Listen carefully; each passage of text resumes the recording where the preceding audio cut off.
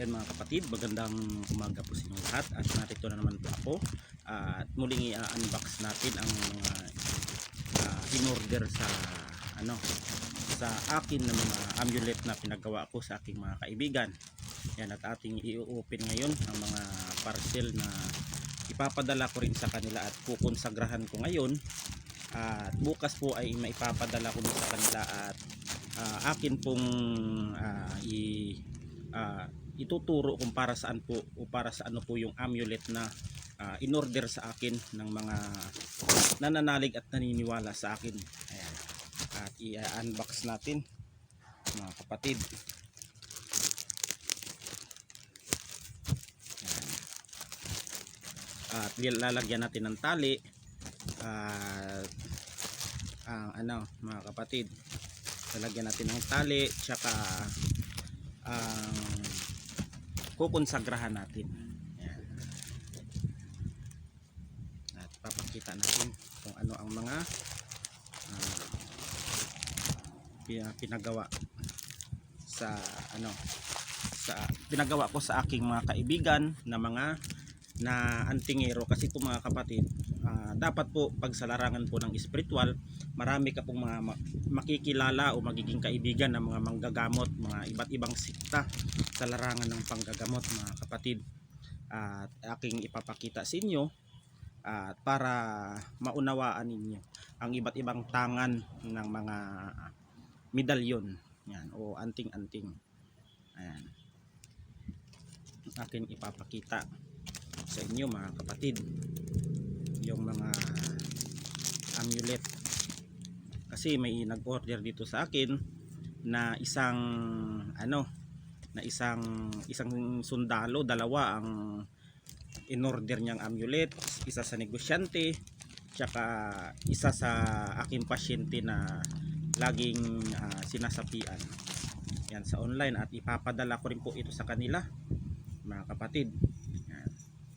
At aking ipapakita kung ano ang purpose ng bawat amulet. Yan. Mas maganda po talaga na sa totoo po talaga kayo at hindi mga scammer. Kasi po ang mga scammer po kasi mga kapatid, ito ang sasabihin ko sa inyo, pag umorder po kayo ng mga amulet mga kapatid, doon po kayo sa mga taong subok na at mga nagpapakita ng mga mukha. Kasi yung mga scammer na yan mga kapatid ay hindi po talaga nagpapakita ng mga mukha yan. Yung mga minsan ipinopost ng mga manggagamot o mga antingero, yung mga gamit nila sa larangan ng panggagamot o spiritual o anting-anting, ay kinukuha nila ang kanilang mga picture at sinisend nila sa kanilang mabibiktima.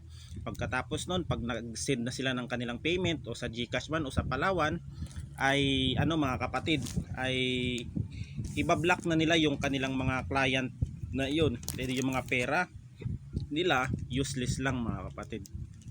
Kaya dapat mag-ingat po kayo sa mga taong mga scammer na yan. Marami pong mga pamamaraan yan para mangloko ang mga taong mga ganyan.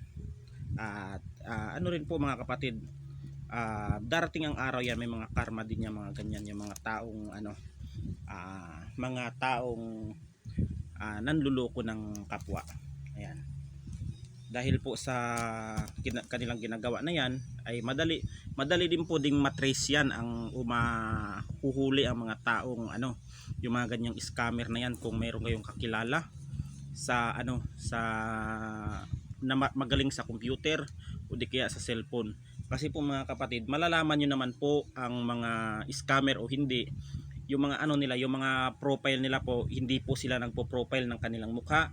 Unang-una po, yung mga medalyon na mga pinopost nila ay po mga kapatid, ay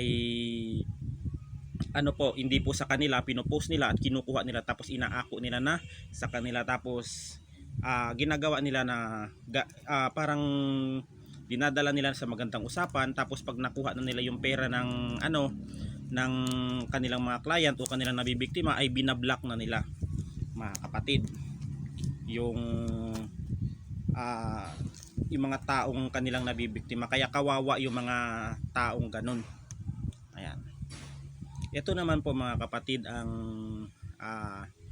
dalawang in order ng yung aking dito sa akin kumukuha ang isang sundalo na naka-assign sa sa Cebu. Ito, dalawa ang kinuha niya sa akin mga kapatid, itong 7 Arcanggeles. Yan. Yung 7 Arcanggeles na yan ay dalawa ang kinuha niya. Yan, papalitan ko na lang ng tali, kukonsagrahan ko mamayang alas 3 ng hapon, tsaka bukas ipapadala ko to sa kanila. At ako po ay humihingi ng humihingi ng pasensya sa mga umorder sa akin gawa nung mga kapatid. Matagal din kasi yung mga pagpapadala sa akin.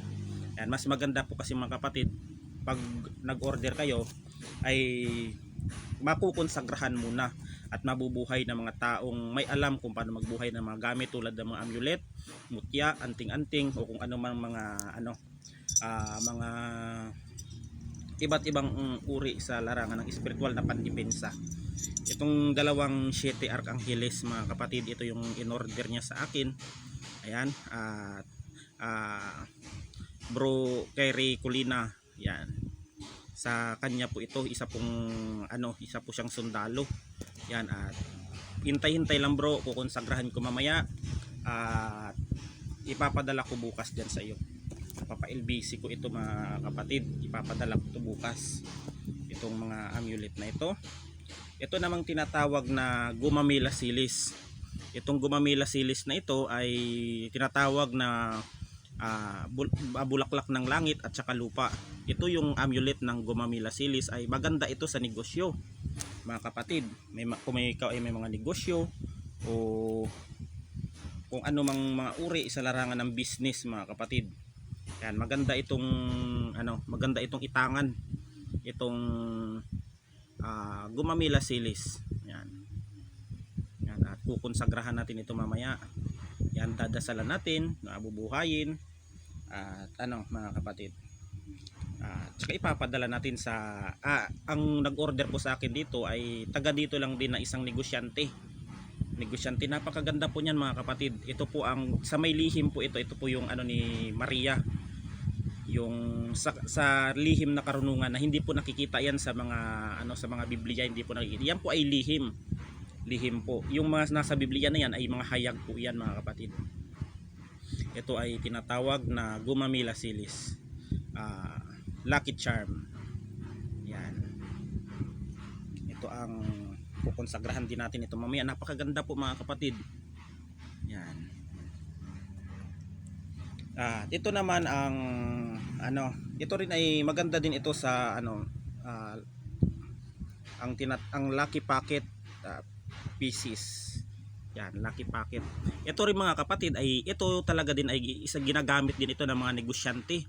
Yan, may mga sari-sari store. Yan po ay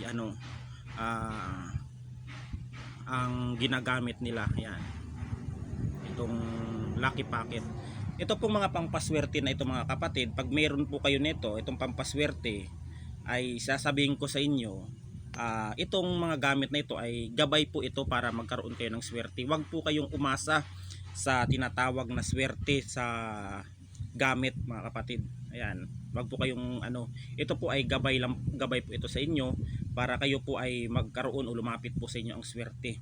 Kasi po mga kapatid, kung iaasa po ninyo ang inyong buhay sa pangpaswerte, ayan, siyempre pag meron kayong pangpaswerte, nyo rin po mga kapatid, samahan nyo rin ng sipag at tiyaga para lalo kayong pagpapalain. Kasi kung aasa po tayo dito sa ating amulet ay di po tayo aasinso kung ay kailan kaya tayo siswertihin ganito ganyan. Mali po yun. Kung meron kayong gabay na pampaswerte, sipagan ninyo mga kapatid. Sipagan ninyo. Walang umaasinsong tao kung tamad ka. Dapat mga kapatid, pagsikapan mo, magtrabaho ka, gumawa ka ng mabuti sa kapwa mo. Yan po ay tinatawag na pagpapalain ka at magkakaroon ka ng swerte. Kasi wala pong ganun mga kapatid na iaasa ninyo sa inyong anting-anting o mutya ang inyong mga swerte sa iyong buhay. Nasa ating mga kamay po ang ating ang ating swerte at ano po, di po di ano, ito po ang mga gamit natin, ito ay pawang gabay lang ito sa atin upang magkaroon tayo ng swerte sa buhay. Yan. Wag tayong ano, wag natin iasa sa ating gamit ang ating mga ano, ang swerte. Yan, pagsikap sabayan natin ng sipag, tiyaga. Yan, dapat paghirapan din natin ang mga ano, yung mga ano, para magkaroon tayo ng maganda at maginhawang buhay. Yan po mga kapatid ang katotohanan diyan. Yan. Ito naman mga kapatid ang tinatawag na San Benito na Ermitanyo. Yan. Ito, San Benito na Ermitanyo. Ang tanga naman nito mga kapatid ay protection ito sa mga taong sinasaniban, sinasapian o mga taong nabibiktima ng mga itim na mahika. Itong San Benito na Ermitanyo. Ayan. Maganda ito mga kapatid sa mga taong sinasapian, mga taong naiispiritu o taong nabibiktima ng black magic. Ito ay maganda sa mga tao na naaalihan ng mga masasamang espiritu. Ito po ay mga pamproteksyon po sa espiritual. Ayan, espiritual. Spiritual, physical mga kapatid. Yan. Yan ang ano niyan, ang purpose niyan. Ito naman mga kapatid, sa kaligtasan, sa panganib o anumang uri ng kapahamakan, ililigtas ka ng mga itong mga kagamitan na ito mga kapatid. Yan. At samahan din natin ng pananampalataya din pag tayo ay magkakaroon ng gamit. At may iba kasi mga kapatid na nagkakaroon ng mga gamit ay ginagamit sa masama, ginagamit nila sa masama o kung ano ang ginagawa nila.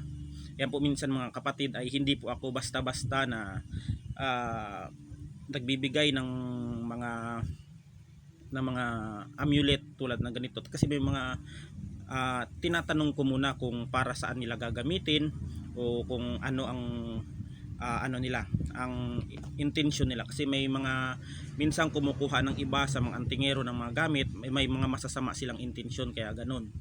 Ako po mga kapatid, kinikilatis ko muna ang tao kung ang taong bayan ay mapagkakatiwalaan o hindi, para sa huli ay hindi po kayo masisi mga kapatid.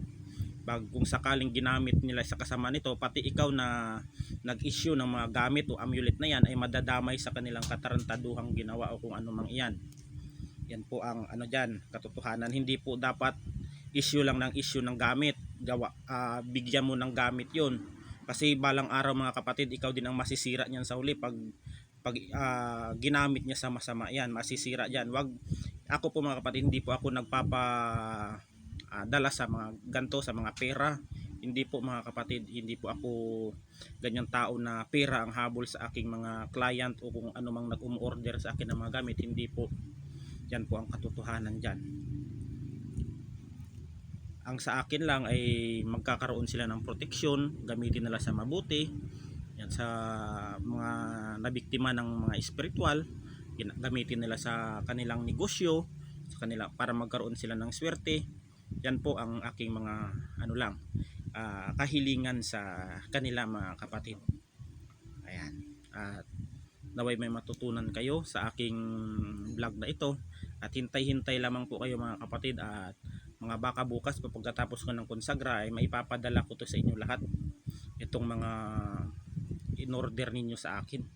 Ayan, at hanggang dito na lang, at God bless us all.